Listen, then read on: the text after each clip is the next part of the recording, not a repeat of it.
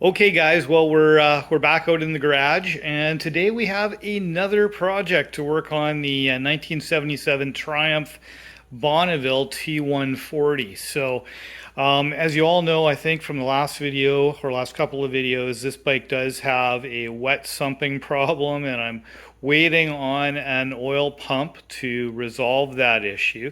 But in the interim, I wanted to look at another potential problem that could be contributing to wet sumping. Probably isn't, but I want to rule it out, and that is the pressure release valve. So that's what we're going to tackle today. What we're going to do is we're going to take the pressure release valve out. We're going to inspect it. We're going to clean it up and see if there's any, see how dirty it is. There's a screen on it, so we're going to clean the screen out and just generally take a look at it and see if that might be a contributing factor to it. Again, I don't really think so, but it's like anything else. I just want to rule it out. I'm waiting for parts anyways, so why not? It would be a good thing to do. So let me show you where that is. So it's right down here on the bike. So here's the right-hand side of the engine, and that is not it. That is where there should be a like a pressure lights or switch for the light up on the dash, and for whatever reason there isn't one on this bike. This is just a cap, but this is it back here. This is our pressure release valve, this big one right back here. So that's what we're going to take off and check it out and see what we find behind door number one. So let's go ahead and hey, let's get after it. Okay, guys, so this is where our oil pressure release valve is. We've got a 15/16 socket here to take that off. And I was looking at this bar here thinking it would be in the way. But you know what? I think we're going to actually be okay. So let's just give this a go here. So I'm getting that on there nice and square. Oh, there she comes. Not super tight, which is good. We may get a bit of oil out of this one. We're going to find out. And maybe in anticipation of that, I'll just grab a little something here. I'll grab a tray just in case there is a little bit of oil there. Let's take that off. Okay. And there is our cap for it. Here is our spring, so spring out of there. And now I think what we need to do is we need to take this bottom piece off of there as well. So I'm going to determine what size wrench I need for that, and then we're going to take that off as well. Okay, guys, well, British engineering has struck again. The rest of the oil pressure release valve is in here, and I want to get this off because there's actually a screen in behind there. There's actually going to be a plunger in here and a screen at the back, and I want to clean that screen, so I really want to get that off. But as you can see, this is a very, very thin nut or area that you can actually gain purchase on this, but unfortunately a standard size 1-inch socket, which is what you really need to use, and there's no way you're going to get a big honking 1-inch wrench like this in there. Trust me, I've tried. You need a socket to do it, but the distance between the side of the engine case and this nut is such that there's no way that you can get a standard socket in there. So what I've done is I've sacrificed a 1-inch socket, and I've ground it down. I don't know if you can see that on camera, but I've ground it down to where I think it's going to work. I may have to grind it a bit more, but it's close enough that I think that it's going to work for us. So I'm just going to give it a go here and try to carefully get this off. Boy, that's on there tight. Oh boy. Hey, we got it. Look at that. Now, I can tell you right now that there's no way you're going to get that thing off of there without either going and running a socket on the lathe or doing what I did. I don't have a lathe because that would be the perfect thing. What I use, and of course, you know what, now that I got it off, look at the screen, it looks perfect. So I probably didn't need to do that. Anyways, we're going to look at that a little more carefully in a minute.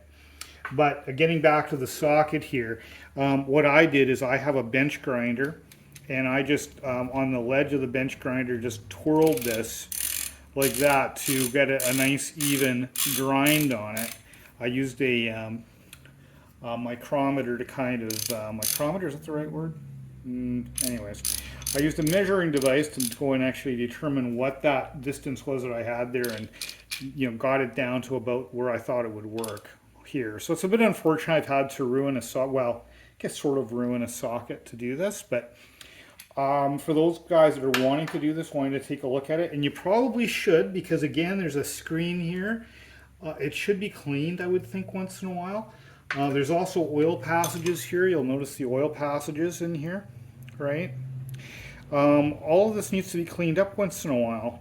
And yeah, so how you do that without sacrificing a socket, I don't know. If anybody else has a trick to get that thing out of there, please let me know. Please leave a note in the comments, and I'd appreciate it. Okay, enough on that. Now that we got it out, let's clean it up, and that'll be the next thing. Okay guys, so here are our parts. I've got them on this crappy old tray here, just for obvious reasons. And let's see what we got going here. So we've got our spring, we've got our cap, which has got a lot of gunk in it. We're going to clean that out. I'm just going to leave that there actually right now. And then we have this bit, which has got the screen on the end, and inside, see if I can get it out. See if I can get it out. Come on. There is a plunger in here. I know there is. Come on. Maybe the baby finger can get it out. Oh, hang on. Oh, there we go. There's a plunger in here, okay? Do you see that? And the solid side of the plunger goes towards the screen. So when you're putting it back together, it goes back in there. And that needs to move nice and freely. And it seems to be. I mean, I got it out of there with my baby finger, so it can't be too bad. So what we're going to do now is we're going to clean all of this up and then put it back in. There is a spec for the spring. I'll see if I can look that up. Maybe we can determine if the spring is still the correct dimension or not. If not, frankly, I may just tweak it a little bit rather than buying a new one. But let's we'll go and we'll figure all of that out. So I think first step is I'm just going to kind of wipe the stuff down. And then we're going to use some trusty brake cleaner, I think, to just clean this stuff up a little bit. And, oops. Yeah, this is really nasty in here. Oh. This cap is quite nasty. And we'll talk a little bit about how this thing works. It's actually a very simple device, really. It's essentially... well, I guess it's a pressure release valve, isn't it? But it's essentially, in a way, sort of like a gate valve. When pressure gets to a certain point, what it does is it goes and it pushes. When pressure goes through here from the engine side and pushes hard on this, oh, look at that. I'm just noticing. Do you see that little bit of gunk right there? See that gunk? Yeah, so obviously there's some crap in here. So it's a good thing we're taking this thing apart. Anyways,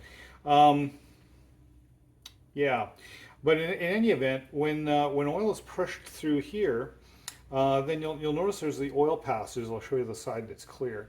There's oil passages on either side of this thing, but we've also got this plunger in here. So what essentially happens is those are naturally closed. So if the bike is off or there's not really a lot of oil pressure, that is off. But the moment that there's oil pressure in the bike, that piston moves forward, it opens these valves up on either side, and that goes and pumps the oil through a different direction. I think it then pumps it through the journals and whatnot, but don't quote me on that. Let's bottom line, it does what it needs to do and starts pumping the oil in a different way. So that's essentially how this works, and it just does that against the friction of this spring. And that's why this spring is rather important in terms of whether or not it still has the right tension and the right length, and there is a spec for that. So that's what I know, which isn't very much, but that's what I know about this thing. We're going to clean this up and get it back in good shape, and then we're going to reinstall it. Just grabbing some trusty brake cleaner here. See if we can get this cleaned up best we can.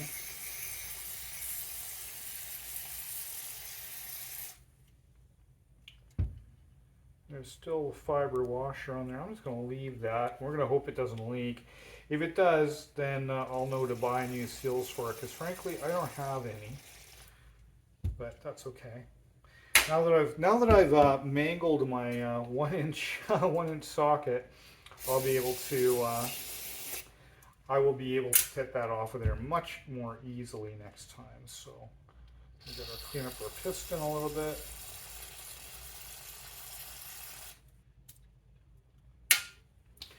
Clean up our nut slash, kind of a nut slash backstop for the pressure, isn't it? So get that all cleaned off, get all that crap out of there.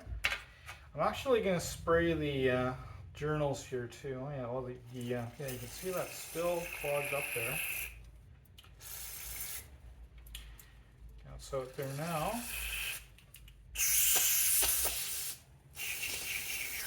Making sure that screen is super clean.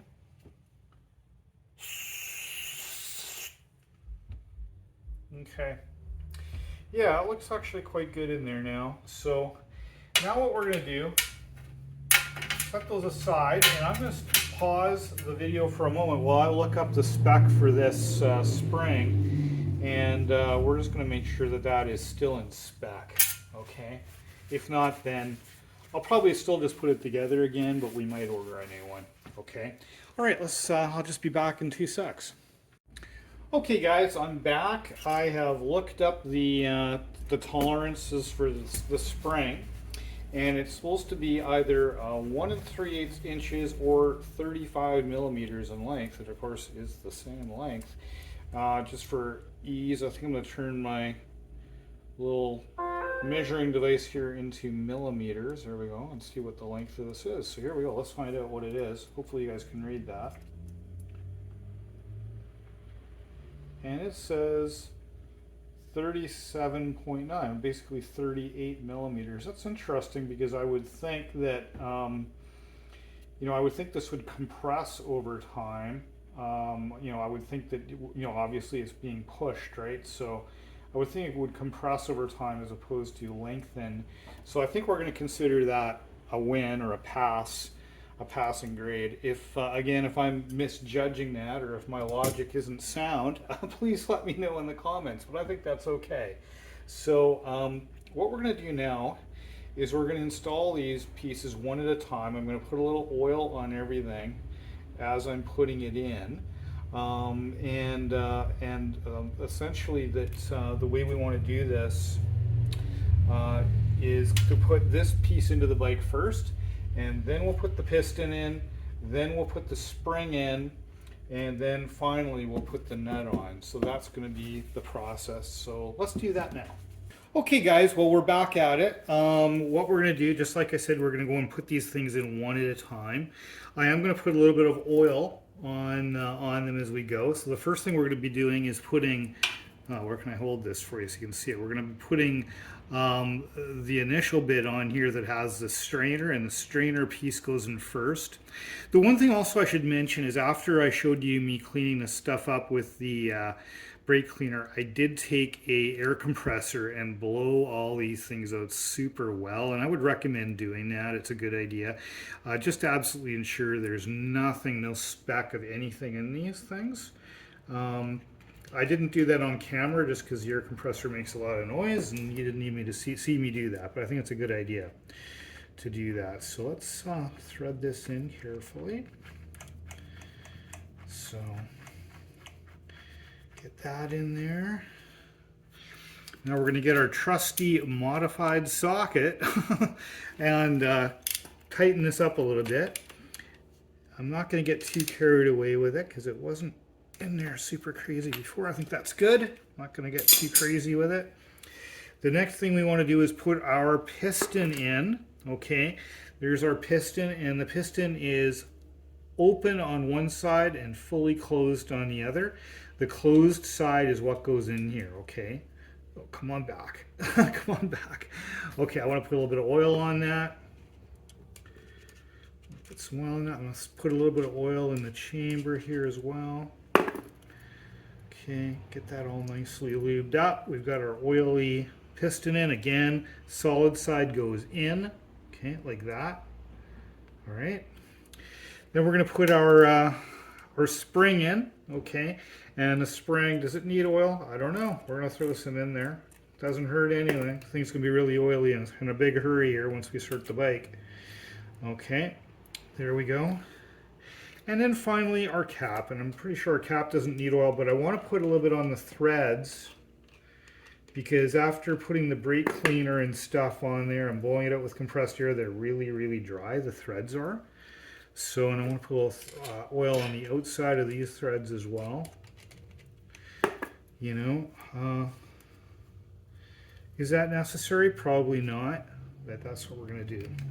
Again, the fiber washers are still on here, the old ones, so this may or may not leak afterwards because I don't have any new gaskets for it. Or are they gaskets? Sealing washers, I don't have any. But if it does leak, I'll just order some. Now that I know I can take this off really easy, I'm not too concerned about that. If it leaks a drop or two, I'll case it off. Okay, so now we need to tighten that up. I'm now changing sockets from the 1 inch that we needed for the little painful bit here. That's the first piece we put in, and now it is 15/16 for the big nut here, the big castle nut. So again, we want that snug, but we don't need to get too terribly carried away. I think that's quite good enough. I'm sure there's a torque value for that, but you know what? I've got it on there tight enough. I know it's not going to rattle off. You didn't see me torquing on that really hard. It's because I'm using a 1/2 inch torque wrench, and yeah, it's rather than a 3/8, which I normally use, so don't want to get too carried away. Okay, so that's on there. So now I think the only thing left to do is for us to start the bike up. I don't expect that had any impact on our wet sumping issue. But you know what? Let's start it up and just see if it does something.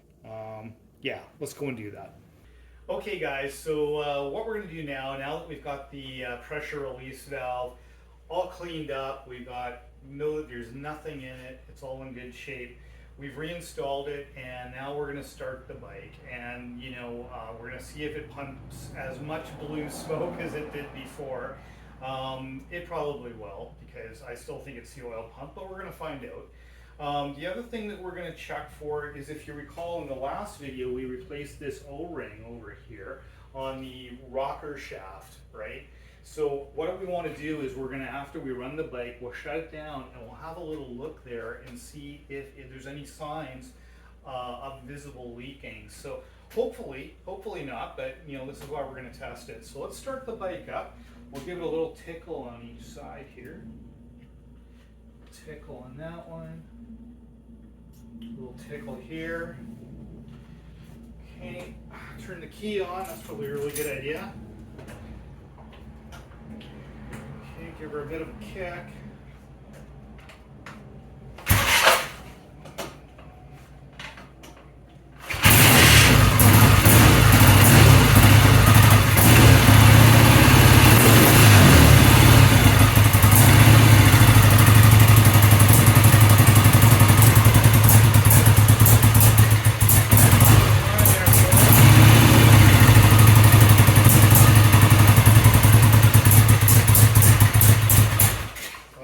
She didn't stay running for us here. Let's see if we can get her going again.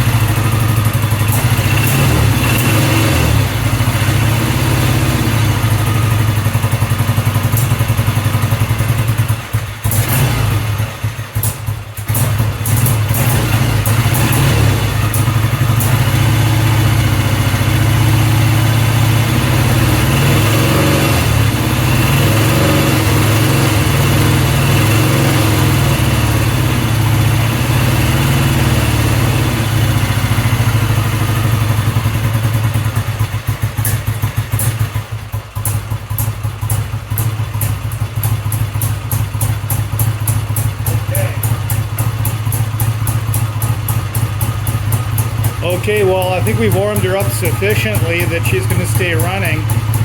Definitely carburation problems on this bike, but look at, I'm amazed at the lack of blue smoke there. You know, I can't think that it was actually that pressure release valve, but I don't know. Hey, let me turn this off and I'll talk to you a little bit.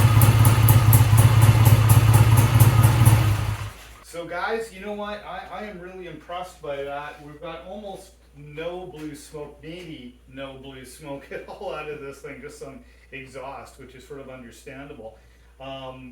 Very impressive. That said, I don't think it was the pressure release valve. It wasn't dirty enough. I don't really think that was it. I think possibly it's just the fact that the bike is running a bit more. I mean, this bike's been sitting a lot. It could be there was a piece of dirt lodged in the oil pump that's now dislodged. I still have to change the oil. I haven't because I was waiting for the oil pump to do that, but clearly there may be some gunk or some crap in the oil, although it looks pretty clean when I check the dipstick.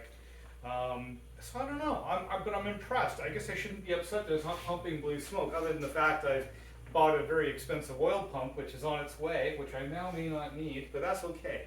I'm totally good with that. Let's have a look though. Let's have a look together at the you know, at the shaft where we replaced the O-rings. So the rocker shaft right here, let's have a little look and see. Now, if you recall, it was this one here that had all of the orange goop around it, and we replaced it. And look at that, there is absolutely no visible oil there at all. Now, obviously, that's just running in the garage for a few minutes. In fact, if I look at the other one, it might look like it's a little worse. Actually, a really good buddy of mine, at Furious Griffin, went and suggested that I ought to replace that one too, and I think it's a really good idea. The other thing is he recommended I use some oil when I fitted that O-ring on. He recommended using grease, so I think I'm going to do that one as well, and I think I'm going to take his really good advice and put a little grease on it when I put it in there. So anyways, guys, that's going to wrap it up for this one. Really appreciate you guys subscribing. I could really use more subscribers, and of course liking the video, and please leave a comment, just like my buddy did. Let me know what I'm doing right or wrong. I'm just a tinkering guy. I really don't know what the heck I'm doing, so I really appreciate the comments, the good ones, the not so good ones, and always appreciate everyone. I also reply to every comment. So anyways, guys, take care, and we'll see you on the next one.